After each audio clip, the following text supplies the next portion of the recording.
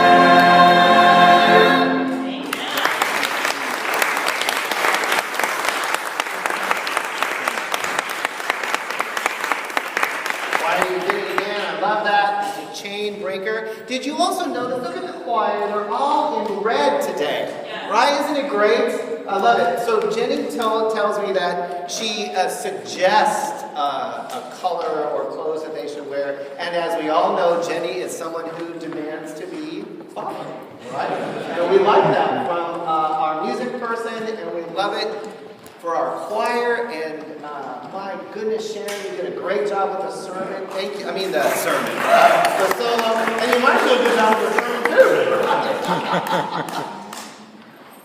Let's stay for a moment on this concept that God is a chain breaker. I love that. I didn't hear the song until this morning, but I love the imagery there.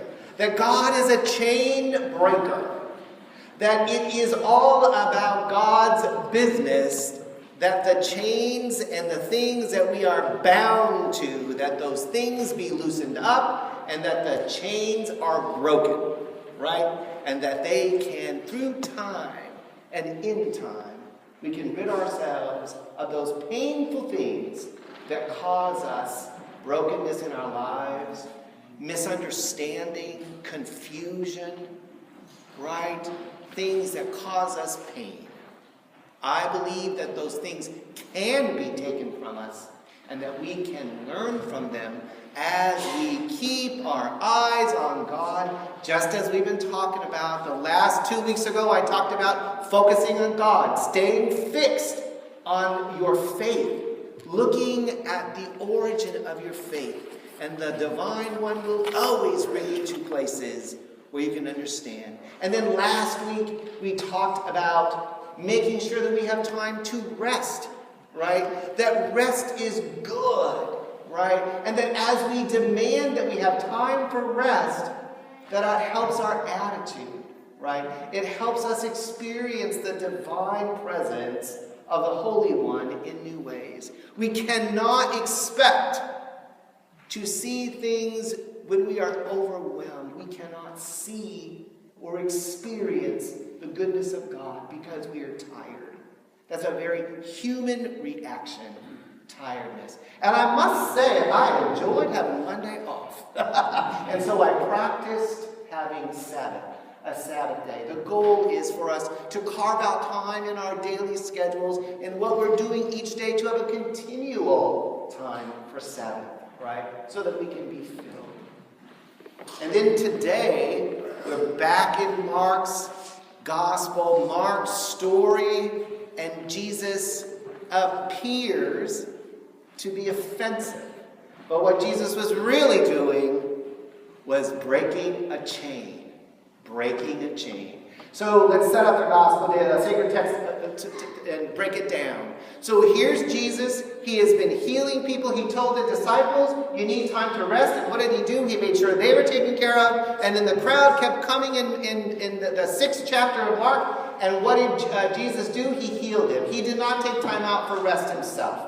And so he's tired. He's exhausted. And now we're in the 7th chapter of Mark's story, and we find that Jesus went to a different town to get some rest. How many of you do that? Yeah, you go to a different town and you rest. You get a break from the routines of life, right? One of my favorite places is to go to the Greenbrier. Oh, I love to be up there and see all the wonderful mountains and to walk the trails. It's wonderful, and the company is wonderful too, right? I love that. So Jesus is going to a town probably to get some rest. And yet, one more time, we see that Jesus was identified. His reputation had preceded him, and so why wouldn't this Syrophoenician mother approach Jesus and ask Jesus to heal her daughter from a demon? Now I have to tell you that as I studied that this week, and I know that this is the case, that this child was probably dealing with mental illness, right? There was a form of mental illness that she was dying with. I have a difficult time believing that a child would be demon-possessed. So that's another sermon for another time. But here is this mother who cared so much for her child that she took the risk of approaching Jesus, right? Because the cultural norms of the time was that women, unfortunately, didn't have status. That a woman would approach the healer, that a woman would approach the teacher, was radical in its own right. Now, I say, go, mother, go! Right? Certainly, her boldness and her persistence is something that I admire, and I would encourage you to make your faith something that you're proud of and that you're bold. So you would go before the Holy One and bring a request.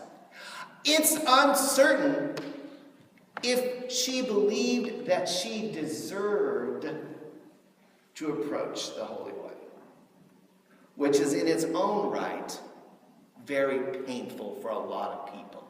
Who knows how she felt about herself? But what we know is she cared about her daughter, and she was willing to do anything she could to make sure that the needs of her daughter were addressed. Wouldn't you do the same thing? Of course you would. And wouldn't you do the same thing for your partner, or for somebody in your family, or for a neighbor, or for somebody that you cared about, to make sure that the need was taken care of? And so all she was doing was asking Jesus to please heal her daughter, because she knew, she believed that Jesus could do it. And yet he says that the children should be fed first, and that their food should not be thrown to the dogs. That's an important phrase, because at the time anybody who was outside of Israel was treated like a dog. It's hard for us to read that and understand how the Holy One, how the teacher, how the healer would say something that could be taken so offensively. And yet, I think Jesus does us a favor. Because could it be that Jesus was stretched to the limit? He was so tired, he needed time for Sabbath, that he said something that he wished he wouldn't have said. Have you ever been in a similar situation? David Wilson is laughing. Hallelujah, there's a God. Right? So, these are things that get me excited because I realize that Jesus, on many levels, had experiences just like we have. Just like we have. But here's the other thing. Jesus broke the chain of the cultural norms of the time because as this fiercely loving mother approached him, she was probably fearful. She had a lot of questions. How's he going to react? What's he going to do? But she did it anyway. And I think it's interesting to think the text doesn't tell us this, but I'm assuming that she didn't yell at Jesus, that she didn't say, "How dare you call me a dog?" Right? "How dare you do this?" But she answers saying, "Exactly. But even the dogs eat the scraps that fall on the ground." Jesus was able to hear her because she was persistent. Her boldness, her attitude, she continued to mark the way to let her need be known. And as she did so, she did it in a way that Jesus could hear her. He could hear her. And he listened. My hope is that we can see this text. We can see Jesus' behavior and realize, oh my goodness, Jesus learned something very important about the needs of a king, about the needs of somebody who had a child that she loved probably more than life itself. And that Jesus broke the cultural norms of the day and healed her, made her whole. The traditional interpretation of this text is that Jesus was testing her. I have a harder time with that image of God than I do of a lot of other things, of the questionable things that I would ask Jesus when I get to heaven. Right? He might be a little afraid. Right? But that, I don't understand why somebody could see this text as Jesus intentionally testing this mother. It's as if she had to pass some test to obtain the healing that God had for her. And nowhere else in Mark's story do we see anybody being tested when they are at their greatest need, when they are vulnerable, and when they need help. Nowhere else do we see that. And if you think we do, point it out to me. I would love for you to have a discussion with me about this text. Jesus does not test us. Jesus opens up his heart to us.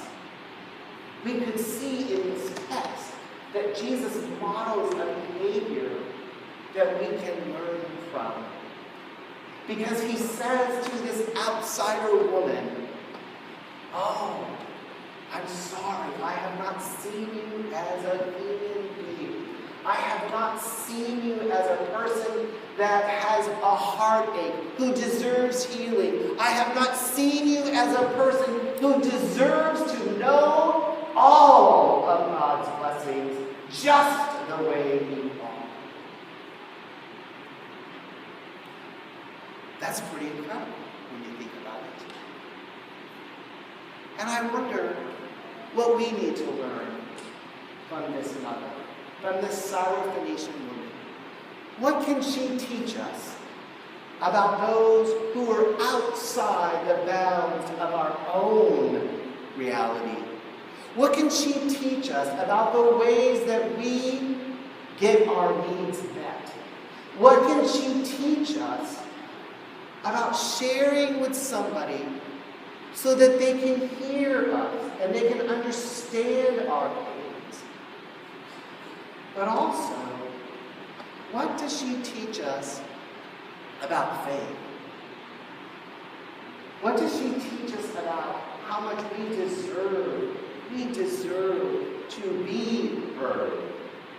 We deserve to be a people who lets our needs be known because God cares about us just the way we are.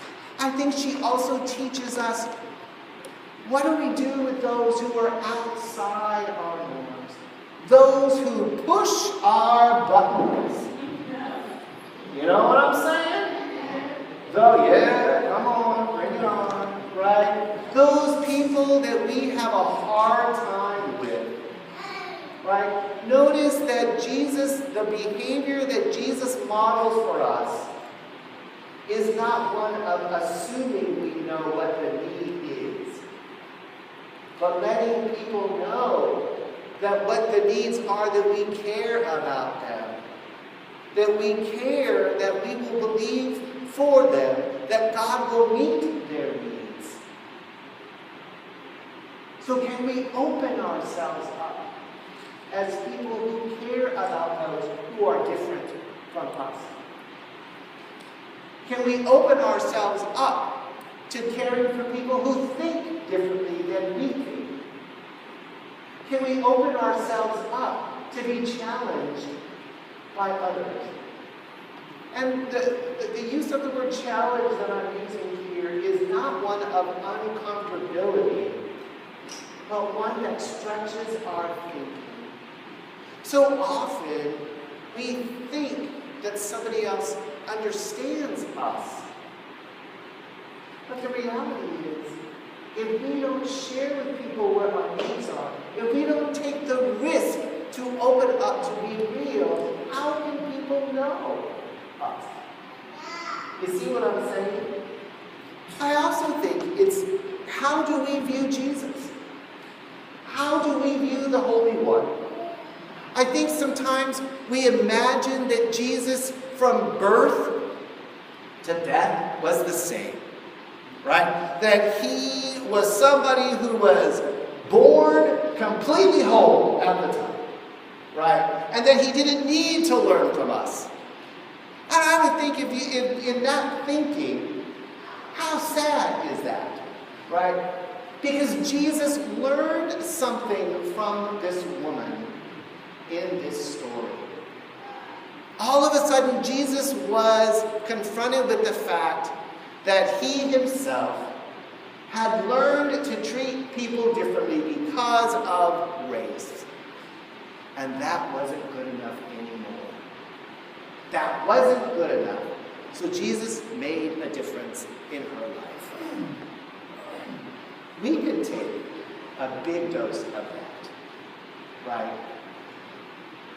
Because relationship with God is two ways, right? It's always two ways.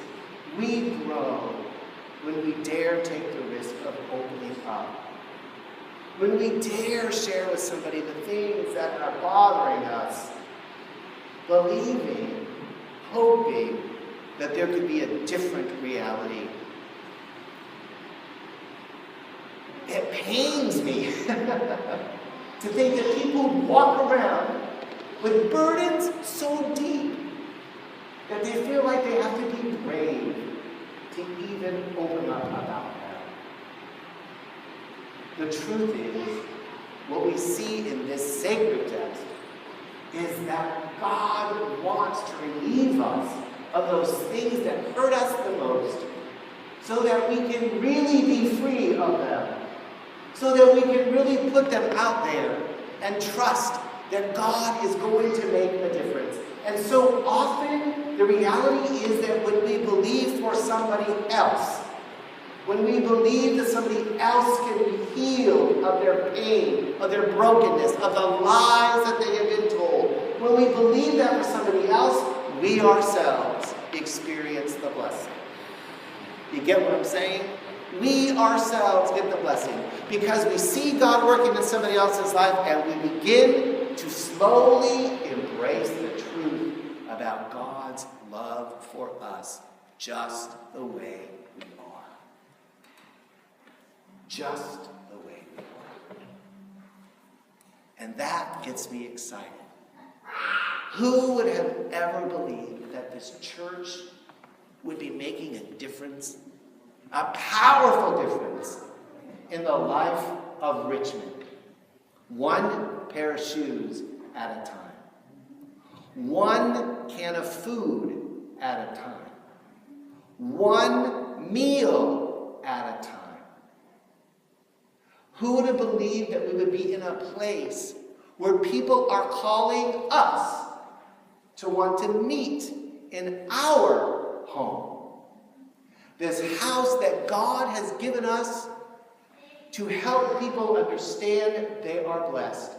Let me tell you, we have a group, an AA group that is now meeting here on Friday nights for people of color. How wonderful is that? And as they started meeting here on Sunday, guess what? There were more people that came there that were not people of color. Imagine that. How wonderful is that? We're soon going to start a group for people who need support in dealing with mental illness.